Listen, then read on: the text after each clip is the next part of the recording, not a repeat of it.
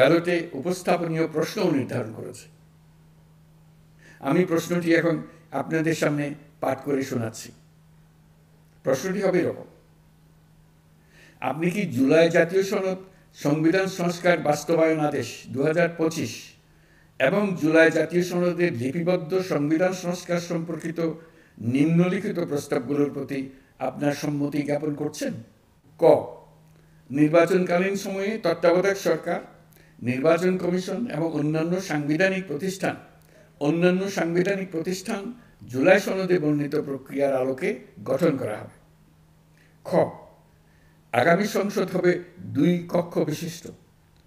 জাতীয় সংসদ নির্বাচনে দলগুলোর প্রাপ্ত ভোটের অনুপাতে 100 জন সদস্য বিশিষ্ট একটি উচ্চকক্ষ গঠিত হবে এবং সংবিধান সংশোধন করতে হলে উচ্চকক্ষের সংখ্যাগরিষ্ঠ সদস্যের অনুমোদন দরকার হবে।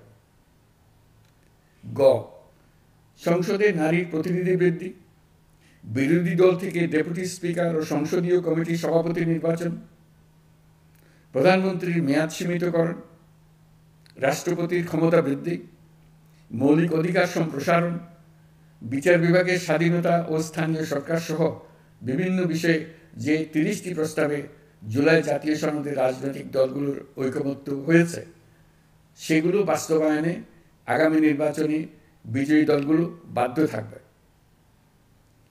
ঘ, জুলাই সনদে বর্ণিত অন্যান্য সংস্কার রাজনৈতিক দলগুলোর প্রতিশ্রুতি অনুসারে বাস্তবায়ন করা হবে। গণভোটের দিন এই 4টি বিষয়ের উপর একটি মাত্র প্রশ্নে আপনি হ্যাঁ বা না ভোট দিয়ে আপনার মতামত জানাবেন।